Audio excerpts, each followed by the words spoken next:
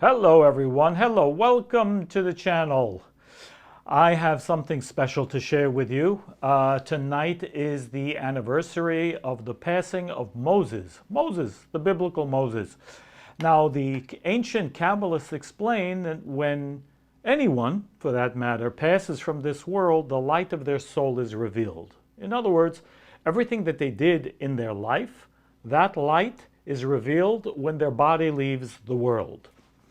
And there's something very profound going on with Moses, because in the book of the Zohar, the book of Splendor, which is the source text of Kabbalah, as many of us know, it says that Moses didn't die. Moses didn't die. Some of you have heard that, but for those of you who have not, let's go into it a little bit. I'm Rabbi Abe. Again, welcome.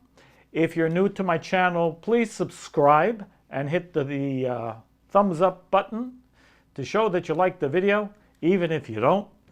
It helps the algorithm so we can share this wisdom and knowledge with more people. So let's go right into it. Again, tonight, today is Monday the 27th of February 2023. Tonight and tomorrow is the 7th of lunar Pisces. 7th of lunar Pisces. Now, the 7th of lunar Pisces is the day biblically that Moses left the world. I want to read to you what the book of the Zohar says. I'm going to read to you directly from the Zohar. And, the ancient Kabbalists explained when we use the original language of the Zohar, we also draw blessing. So I want to read it to you in the original language to speak to the soul, to help us draw the energy of blessing from Moses and from the godly force in the universe. So I'm reading from paragraph 888 in the Hebrew printing of the Zohar, and it says like this: Detanya Amar Rabbi Shimon, Moshe la mit. Very powerful exclamation. We have learnt, it says, we have learnt, Rabbi Shimon, the author of the Zohar, that Moses never died. Moses never died.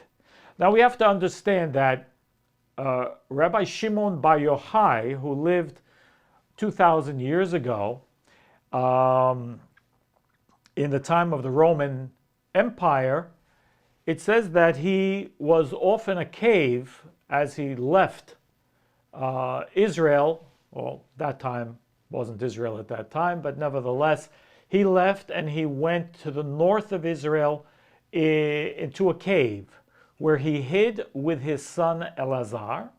And they were in this cave for 13 years. And in the time that they were there, Eliyahu Hanavi, that is Elijah the prophet, and Moses came twice a day to teach him the secrets of the universe. And through the Zohar, we also understand that Rabbi Shimon himself was an incarnation also of Moses. So, very interesting. He says Moses never died. Moses never died. So, what is the explanation? Shelamadnu but if you would say, it's written in the Bible, in the Torah, it's written that Moses died. Vayamat Sham Moshe, it says, Moses died over there. And it doesn't say where specifically. It's not mentioned where Moses died or where he was buried. Nobody knows. Nobody knows. So he asks a question. In every place where righteous souls, whatever that means, righteous souls die, what is the meaning of death? He asks. What is this death that it speaks about? Is it death like regular people die, and we bury them in the cemetery and so on? Mitzidenu nikra ken. Only from our perspective, it is called death. From our perspective, it is called death. Ala mitzad ha'elyonim adraba shenitosef lo chayim. But from the perspective of the upper, meaning the spiritual world and spiritual beings, not only it is not death, life is added on. Life is added on. In fact, in other places in the Zohar, it says that when a righteous person leaves this world, whereas when he was in a body, he can only occupy this world. And to whatever degree his energy is expressed, that's it, it's in this world. But a high soul, a righteous soul, who leaves this world, when it says life is added on, he is not only, his energy still is present and felt in this world, but he is also felt and he is now part of 3 additional worlds.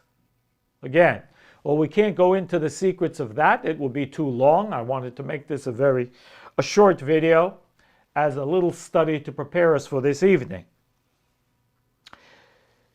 Tanya Amar Rabbi Shimon v'chen lamad shemihu shehu b'shlemut she'emunah kdosha tluya bo en mita tluya bo ve'eno met. Rabbi Shimon taught us that whenever an individual who we call righteous, which means what? That he is connected with a pure connection to the Creator's light, and he has that perfect connection, he does not die. He does not die, and death has no power over him. He is not controlled by this force that we call death. There's no death that it controls over him, and he does not die. And he does not die. And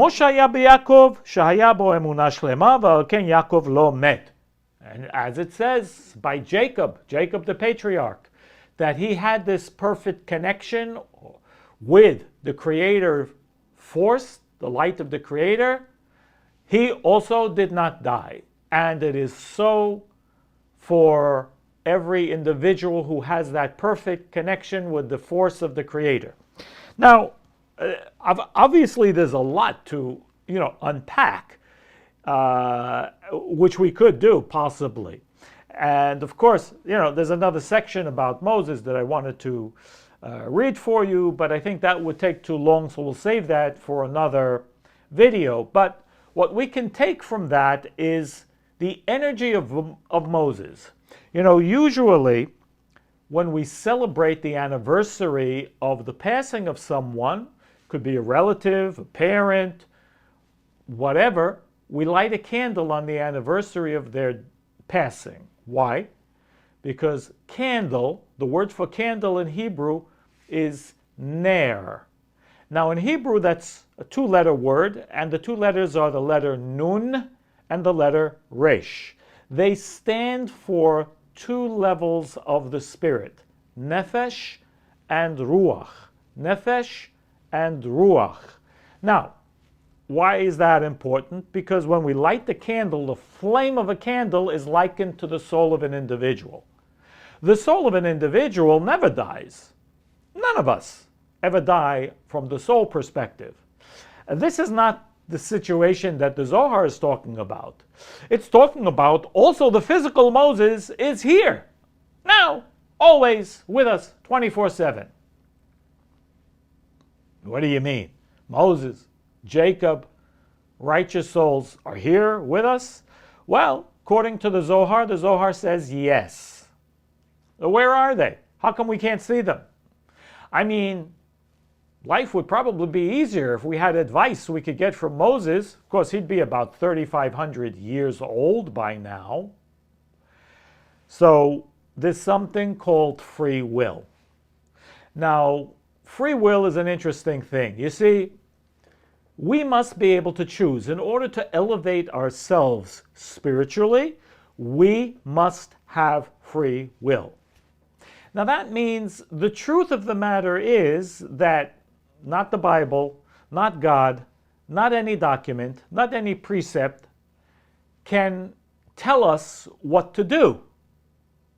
You see, in fact, it says that if we believe that the Bible has commanded us to do things, it's a type of idol worship. Command of any type is an idol worship. Why is that?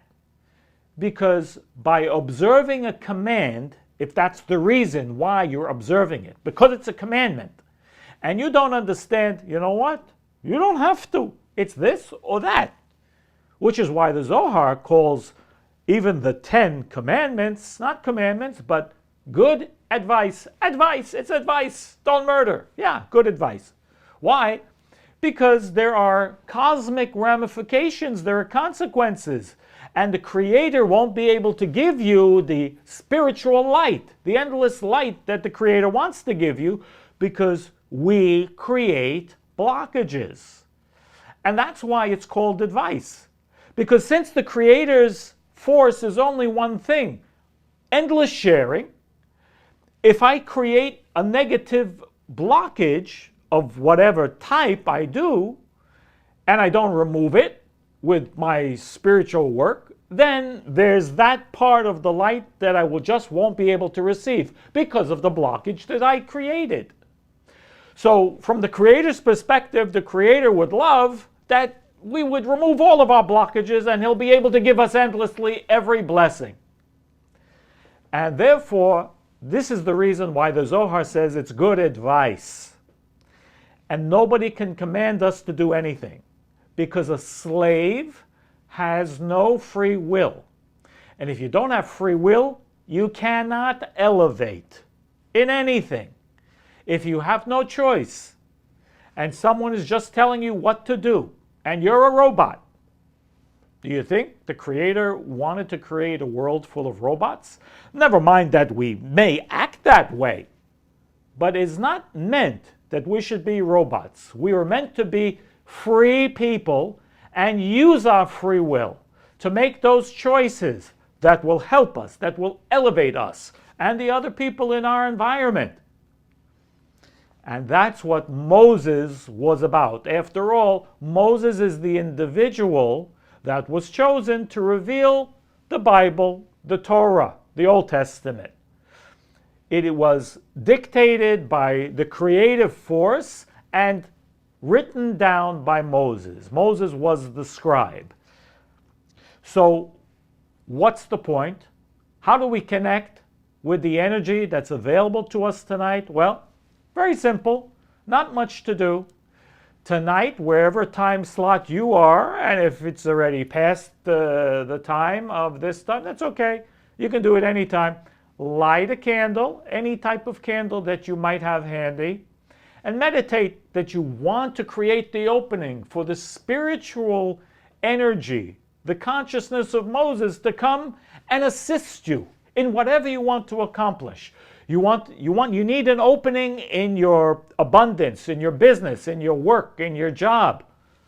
Ask Moses to help you, be the go-between, because he's there, he's available, his energy is available. Whatever Moses represents, energy that he revealed in his life, which is huge, he's available and wants to help us. But he can only help us if we want the help. So too, in any connection, we can only get that which we truly desire. And desire means I have to make effort. It's way more than, I want $1 million, sure. I want to be successful. I want to, meet my soulmate. I want to have a better relationship. I want to, whatever, be healthier. But it's not enough. We have to make the effort, and we have to have truly the opening for that spiritual light to come in.